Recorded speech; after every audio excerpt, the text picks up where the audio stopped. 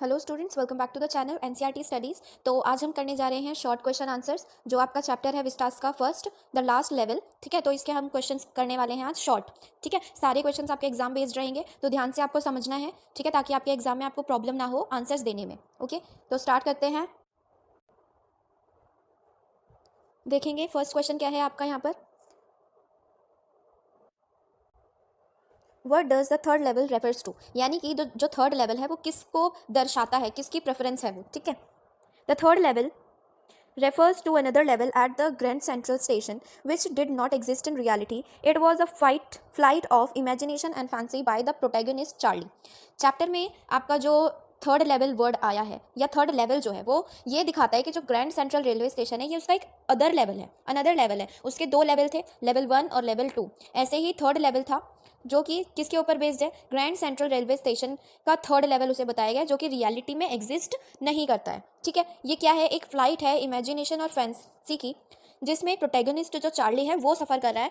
ठीक है, तो ये इसका फर्स्ट आंसर हो गया आपका कि जो थर्ड लेवल है वो ग्रैंड सेंट्रल स्टेशन का थर्ड पार्ट है, थर्ड लेवल है, जो रियलिटी में एग्जिस्ट नहीं करता है। और प्रोटैगनिस्ट जो चार्ली है वो अपनी इमेजिनेशन और फैंटेसी में उसे जी रहा है। ठीक है, नेक्स्ट क्वेश्चन देखिए। How did Charlie reach the third level of the Grand Central station, किस तरीके से जो चार्ली है वो वहाँ पहुंचा ग्रैंड सेंट्रल स्टेशन के थर्ड लेवल पर। One evening Charlie reach the Grand Central and walked down the second level to catch an early train to his home. He strangely happened to notice a doorway down and followed the steps that lead him to the third level of the Grand Central Station. जो Charlie है वो अपने घर के लिए ticket लेता है वहाँ से, कहाँ से, सेकंड लेवल की तरफ से अपने घर तक के लिए जो है टिकट लेता है जाने के लिए। लेकिन क्या होता है कि जैसे जैसे वो आगे बढ़ता है ना, वैसे उसको एक अलग ही जगह दिखाई दे जाती है, एक अलग ही डोरवे दिखाई देता है, जिसे वो फॉलो करता रहता है। और जैसे आगे आगे बढ़ता है वो कहाँ पहुँच जाता है, थर्ड लेवल पर पहुँच जाता है। ठीक है, थर्ड क्वेश्चन क्या है आपका, देखिए। Why did the narrator talked to a psychiatrist friend of his and what did he say about the third level. Narrator जो है, नरेटर कौन है, चार्ली, उसने क्यों बात करी अपने साइकेट्रिस्ट फ्रेंड से, और जो साइकेट्रिस्ट फ्रेंड था उसका, उसने थर्ड लेवल के बारे में क्या कहा। ठीक है, the narrator talked to his psychiatrist friend because no one believe him and thought he might concern a psychiatrist. Narrator ने इसलिए साइकेट्रिस्ट फ्रेंड को बताया अपने क्योंकि कोई भी उसकी बातों पर विश्वास नहीं कर रहा था, और सब उसको कह रहे थे कि भाई साइकेट्रिस्ट को दिखाओ, तुम्हारे शायद कोई प्रॉब्लम हो सकती है जो तुम अपनी इमेजिनेशन में चले गए हो, थर्ड लेवल तो है ही नहीं, एग्जिस्ट ही नहीं करता। The psychiatrist interpreted it as mental disorder and explained that to escape from insecurity, fear and worry, everyone fantasize things that never happened. और जो साइकेट्रिस्ट फ्रेंड है चार्ली का, वो क्या कहता है कि भाई ये तुम्हारी क्या है, एक मेंटल डिसऑर्डर है तुम्हें ये, और ये एक ऐसा पार्ट है तुम्हारी लाइफ का जो तुम्हें एस्केप करा देता है सारी इनसिक्योरिटी से, डर से। ठीक है, और ये हर किसी के मन में होता है, जो वो थिंग्स को फैंटेसाइज करने लग जाते हैं, लेकिन रियलिटी में वो चीज़ नहीं होती। ठीक है, fourth question, does Charlie agree the stamp collecting habit is a way of escapism, why. Charlie का बताने कि भाई जो चार्ली था उसने स्टैम्प कलेक्टिंग की जो उसकी हैबिट थी उसको एक एस्केपिज्म माना या नहीं माना, तो हमें रीज़न बताना है, अगर माना है तो क्यों और नहीं माना है तो क्यों।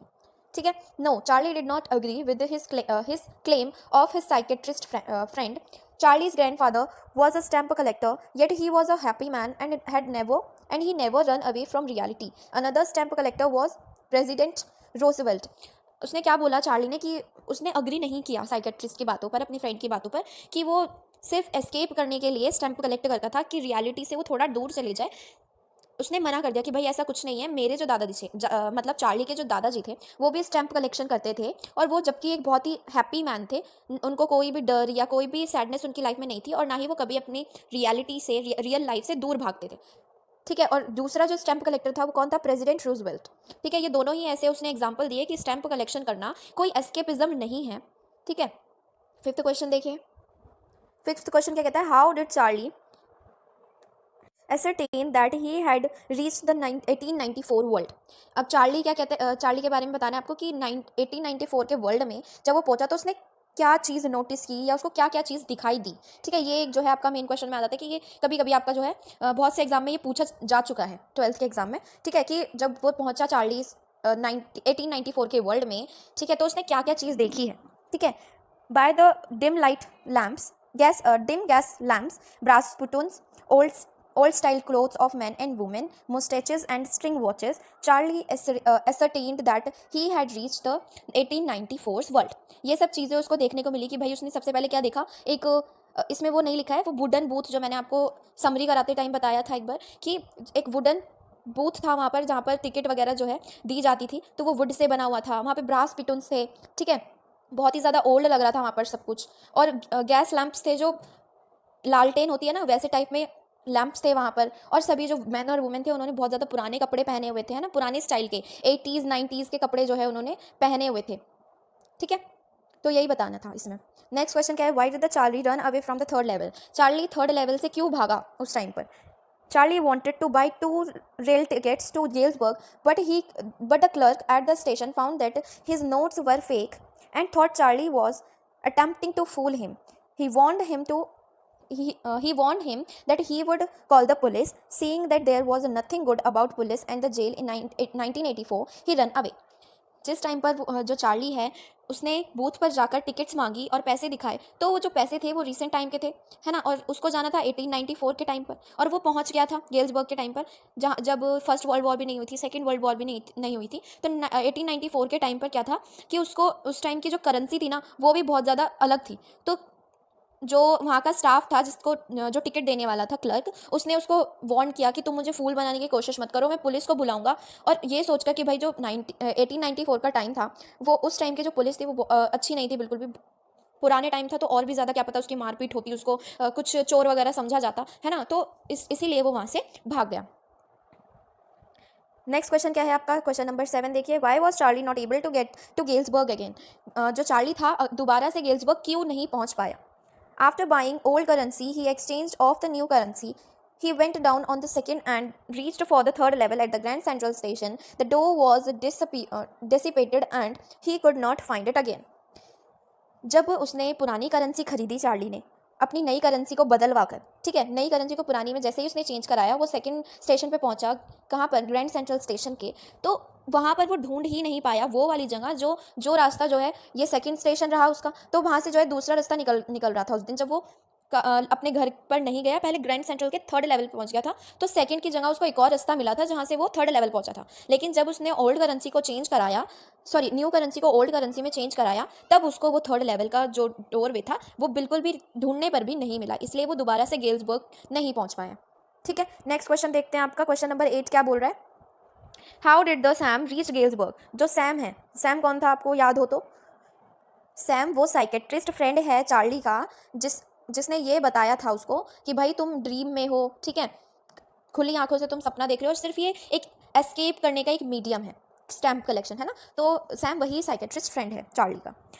From Charlie's experience, Sam learned that one can get into the third level only once. So he purchased old currency and went to the Grand Central. He found the way of the third level, purchased a ticket and reached the 1894 Galesburg. उसकी research के Charlie के experience की वजह से जो Sam था उससे ये पता चला कि एक इंसान सिर्फ एक ही बार जो है कहाँ जा सकता है, थर्ड लेवल पर, ग्रैंड सेंट्रल स्टेशन के थर्ड लेवल पर सिर्फ एक ही बार जा सकता है। तो सैम ने जो है पुरानी करेंसी खरीदी, और ख़रीदने के बाद वो कहाँ पहुँचा, जैसे ग्रैंड सेंट्रल स्टेशन पे पहुँचता है तो उसको वो वे मिल जाता है जहाँ पर थर्ड लेवल का रास्ता होता है, और वो वहाँ पर जाता है और टिकट खरीदता है गेल्सबर्ग की, और कहाँ पहुँच जाता है, 1894 के गेल्सबर्ग में, ठीक है। आई होप ये 8 क्वेश्चन आपको समझ आ चुके होंगे अभी तक। अब करते हैं आगे का क्वेश्चन, आगे क्वेश्चन नंबर 9 है आपका, देखिए क्या बोल रहा है, what work did Sam set for the Galesburg why. इसी का सेकंड क्वेश्चन, मतलब इसी क्वेश्चन को घुमा फिरा कर दूसरे तरीके से किस तरह लिखा जा सकता है, what would Sam have done in Galesburg for his living why. जो सैम है यानी जो साइकेट्रिस्ट फ्रेंड था चार्ली का, उसने गेल्सबर्ग में जाके ऐसा कौन सा काम किया और क्यों किया ये बताना है, ठीक है। तो आंसर देखिए, Sam set himself up in a hay feed and grain business because he could not continue his old profession in Galesburg, as at that time everyone was happy and contented, so no one needed a psychiatrist. अब देखो Sam ने वहाँ जाकर क्या कौन सा business start किया, हे feed और ग्रेन्स का बिजनेस स्टार्ट किया, और क्यों किया, क्योंकि जो उसका ओल्ड प्रोफेशन है एक साइकेट्रिस्ट का, एक तो वो वाला बिजनेस, साइकेट्रिस्ट का बिजनेस, वो गेल्सबर्ग में जाकर नहीं कर सकता था, क्योंकि 1894 के टाइम पर लोग बहुत ज़्यादा खुश रहते थे, उस टाइम पर कोई भी उनको किसी भी तरीके से साइकेट्रिस्ट की ज़रूरत नहीं थी, इसीलिए जो सैम है उसने गेल्सबर्ग में जाके अपना बिजनेस किस में लगाया, किस में किया, हे फीड एंड ग्रेन में, ठीक है। What would you describe as your waking dream wish fulfilment, explain. ये अब देखो आपके खुद के ओपिनियंस इस क्वेश्चन में जो है आएंगे कि आप वेकिंग ड्रीम्स के से क्या समझते हैं, वेकिंग ड्रीम विद फुलफिलमेंट से आप क्या समझते हैं बताइए, ठीक है। By the phrase waking dream with fulfilment the author wanted to convey the age by which the author lived his dream. अब क्या देखो ऑथर ने किस तरीके से बताया इसको कि किस तरीके से अपने दिमाग में जो चल रहे हैं, जो हमारे सपने हैं, हम उसको किस तरीके से जी रहे हैं उसमें, ठीक है। तो इस बारे में जो है ऑथर ने चार्ली के थ्रू बताया है ना। तो आपको अपनी तरीके से बताना है कि आपका जो विश फुलफिलमेंट वेकिंग ड्रीम रहेगा वो क्या रहेगा। आप कुछ भी लिख सकते हो कि भाई जैसे एग्जाम्पल में यहाँ क्या लिखा है, my waking dream wish fulfilment will be to become a journalist who can travel the world and bring a light without any fear the reality of situations that people face in their day to day lives। Example क्या दिया है कि भाई मेरा जो सपना है वो क्या है, एक जर्नलिस्ट बनने का है, जिससे कि मैं पूरी दुनिया घूम सकूं और जो रियलिटी है, जिस तरीके से कोई भी इंसान अपनी डेली लाइफ में जो भी सिचुएशन से गुजर रहा है वो उसके ऊपर लाइट लगा सके। लाइट ला सके का मतलब ये नहीं है कि भाई कुछ लिखा है तो आपने उसके ऊपर रोशनी डाल दी। उसका मतलब ये है कि आप उसको इस तरीके से पब्लिश करो, इस तरीके से प्रमोट करो किसी भी पर्सन की लाइफ की सिचुएशंस को, डे टू डे लाइफ की सिचुएशन को, कि सभी लोग उससे जागरूक हो, ठीक है। नेक्स्ट क्वेश्चन क्या है आपका, why do you think Charlie withdraws nearly all the money he had from the bank to buy old style currency. आपको पूछा गया है कि जो चार्ली है उसने अपनी सारी मनी को विड्रॉल कराया, ठीक है, बैंक में जाकर ओल्ड करेंसी में चेंज कराया, क्यों। Charlie had got his $300 out of the bank and got them change into old style currency so that he could go back to the third level and buy the tickets to Galesburg. हमें पता है कि जो Charlie था उसने old currency में क्यों change कराया अपने पैसे, ताकि वो वापस से गेल्सबर्ग में जा सके, वहाँ के टिकट खरीद सके, ठीक है, थर्ड लेवल पर जाकर। ऐसा कुछ नहीं था इसमें जो आपको समझना है। आई होप ये समझ आ रहा होगा आपको। नेक्स्ट क्वेश्चन क्या है देखिए, how would you evaluate Sam's character, elucidate any two qualities and substantiate with evidence from the text। हमें बताना है कि जो सैम का करेक्टर हमें एक्सप्लेन करना है और उसकी दो क्वालिटीज़ बतानी है कि जो एविडेंसेस उसने दिए हैं किस तरीके के हैं वो, ठीक है ना। तो आंसर देखिए, Sam the psychiatrist friend of the protagonist is a type of city boy who himself faces the anguish, stress and anxiety of modern life. जो सैम है वो चार्ली का कौन था, साइकेट्रिस्ट फ्रेंड था, जो एक सिटी बॉय था, ठीक है, जो खुद भी अपनी लाइफ के अंदर बहुत ही ज़्यादा स्ट्रेस और एंजाइटी से जूझ रहा था, ठीक है। उसको भी फियर था किसी किसी चीज़ का। अपनी लाइफ में हर किसी को जो है प्रॉब्लम्स आती है। अगर किसी के बारे में हमें नहीं पता तो इसका मतलब ये नहीं कि भाई सारे ही जो है लोग हंसते खेलते हुए हमें दिख रहे हैं तो उनके लाइफ में कोई प्रॉब्लम नहीं है। ऐसे ही जो साइकेट्रिस्ट फ्रेंड था चार्ली का, वो भी जो है परेशानियों से जूझ रहा था, ठीक है। उसकी लाइफ में अलग प्रॉब्लम्स होंगी, right. He is a loyal friend of Charlie who made sure that his friend knew about the existence of the third level that he had searching। जो चार्ली था उसका एक ही लॉयल फ्रेंड था, कौन था वो, सैम, ठीक है। जो सैम था वो चार्ली का बहुत ही ज़्यादा लॉयल फ्रेंड था और वो ये चाहता था कि जो उसका फ्रेंड है उसको पता चल गया कि भाई जो थर्ड लेवल है ग्रैंड सेंट्रल स्टेशन का वो रियलिटी में एग्जिस्ट करता है और वो उसी की खोज में था। तो इसीलिए वो उसको ये बताना चाहता था कि शायद वो जो थर्ड लेवल है वो रियलिटी में एग्जिस्ट करता है। उस टाइम पर जब साइकेट्रिस्ट को चार्ली ने बताया अपने बारे में कि भाई मैं थर्ड लेवल पर गया था, तो उस टाइम पर उसे चार्ली को बताने के लिए उसने क्या बोला कि तुम्हें ये क्या है, एक एस्केपिज्म का टाइप है भाई, तुम्हें एक मेंटल डिसऑर्डर है जो तुम अपनी रियलिटी से जो है दूर भाग रहे हो, ठीक है। आगे लेकिन उसके माइंड में ये था कि मैं अपने फ्रेंड के बारे में जो उसने एक्सपीरियंस किया है उस पर रिसर्च करूँगा। अब देखिए आपका question 13, at the beginning of the story Sam is spectacle of Charlie's discovery of the third level. By the end of the story, the reader is told that he found the third level and traveled back in time. How would Sam diagnose himself? आप बताना है कि भाई जो Sam है, story के starting में क्या देखा हमने कि स्टोरी के स्टार्टिंग में ये था कि सैम जो है चार्ली को ये समझा रहा था कि भाई तुमने जो डिस्कवरी या तुमने जो थर्ड लेवल देखा है वो तुम्हारी इमेजिनेशन है। लेकिन जैसे जैसे हम स्टोरी में आगे बढ़े हैं हमने क्या देखा है कि जो चार्ली है वो सही निकला और सैम भी जो है टाइम ट्रेवल करके पास्ट में पहुंच चुका है गेल्सबर्ग में। तो हमें बताना है कि जो सैम है वो खुद को इस डायग्नोसिस में कैसे रखता है, कैसे वो बाहर निकला, कैसे उसने ढूंढा ये थर्ड लेवल, कैसे मतलब उसने कैसे थर्ड लेवल में वो किस तरीके से पहुंचा, हमें ये एक्सप्लेन करना है इस क्वेश्चन में. I believe that Sam had already diagnosed himself as one of the modern man who face the difficulties, stress, anxieties of modern life. Even if he had not diagnosed himself earlier, Sam would later diagnose himself as exhibiting the same urge to escape the anxious contemporary life of the Charlie did. जो Sam है, पहले देखो उसने क्या क्या बोला गया है कि सैम ने शायद पहले ही अपने आप को डायग्नोस कर लिया था कि वो क्या है, एक बहुत डिफिकल्टीज भी हैं उसकी लाइफ में, स्ट्रेस भी है, एंजाइटी भी है. उसने अपने आप को पहले, या तो उसने इवन उसने क्या किया कि जब सैम ने अपने आप को ये डायग्नोस कर लिया कि भाई मैं एक मॉडर्न मैन हूँ, मेरे लाइफ में भी वही डिफिकल्टीज़ हैं जैसे कि दूसरों की लाइफ में है, लेकिन उसने क्या किया, ये नहीं डायग्नोस किया उसने अभी तक कि जिस तरीके से चार्ली ने एस्केप किया अपनी लाइफ से, मतलब प्रेजेंट लाइफ से, जैसे कि वो पास्ट में गया, धीरे धीरे करके उसके मन में भी इच्छा जागने लगी सैम के मन में कि मुझे भी ये ट्राई कर कर देखना चाहिए, क्या पता जो थर्ड लेवल है वो मुझे भी मिल जाए.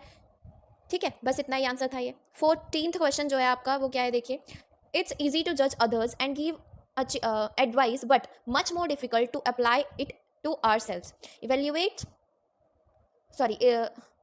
Elaborate with reference to the character of Sam in the third level. हमें सैम के करेक्टर के अकॉर्डिंगली ये बताना है कि हम दूसरों को जो है जज कर सकते हैं, एडवाइस दे सकते हैं, लेकिन वही चीज़ खुद पर अप्लाई जब करने की बात आती है तो बहुत ज़्यादा डिफिकल्टीज जो है हमें फेस करनी पड़ जाती है ना. तो हमें सैम के करेक्टर से इस स्टेटमेंट को जोड़कर आंसर देना है. The given statements is true with respect of Sam, the psychiatrist friend of protagonist of the story. The third level, in the story, Sam had explained Charlie that he was dissatisfied and looking for an escape when he told the former.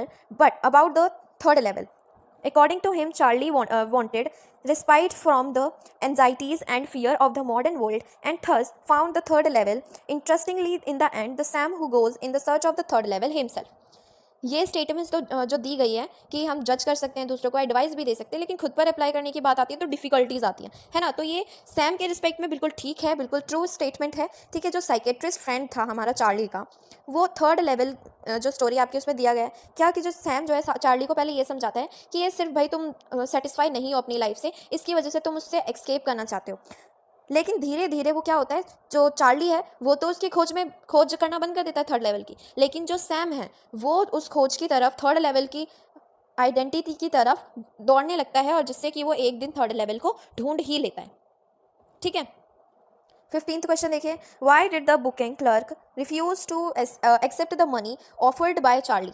जो आपको याद होगा कि भाई जो जब पहले Charlie वहाँ पहुँचा था थर्ड लेवल पर, तो उसके मनी को रिजेक्ट कर दिया गया था और कहा गया था कि तुम मुझे मूर्ख बनाने की कोशिश कर रहे हो, मैं पुलिस को बुला लूँगा. उस क्लर्क ने ये कहा था. तो उसने एक्सेप्ट क्यों नहीं करी करेंसी. आपको ये पता है रिसेंट टाइम में न्यू करेंसी है और वो बात हो रही थी 1894 की, तो पुरानी ऑब्वियस सी बात है, पुरानी करेंसी होगी, इसलिए उसने रिफ्यूज़ किया. The booking clerk refuse to accept the money offered by Charlie as it was from a different time. In 1984, the currency used was different from that was usually used by Charlie in his time. Same वही बात है कि भाई आपको पता है already कि नए टाइम में नई करेंसी, पुराने टाइम में पुरानी करेंसी, इसी की वजह से जो है उसने करेंसी लेने से, एक्सेप्ट करने से मना कर दिया था. लास्ट क्वेश्चन क्या है, what role does Sam's letter plays in the story. जो लास्ट में एक सैम का लेटर मिलता है गेल्सबर्ग से आया हुआ 1894 से, उसका मतलब क्या है, क्या रोल प्ले करता है वो लेटर स्टोरी में. In the story the third level, Sam's letter solidify Charlie's beliefs regarding the existence of third level and the peaceful life during 1894 Galesburg. Third level में जो सैम का लेटर वो क्या दिखाता है कि जो चार्ली है उसने जो एक्सपीरियंस किया कि थर्ड लेवल एग्जिस्ट करता है, तो वो जो लेटर सैम का था वो एक एविडेंस था थर्ड लेवल के एग्जिस्ट करने का. ठीक है, और वहाँ पर जो है 1894 गेल्सबर्ग में एक पीसफुल लाइफ का क्या है, एक छोटा सा एविडेंस है. Thank you so much for watching this video. Please like the video, share the video and subscribe the channel.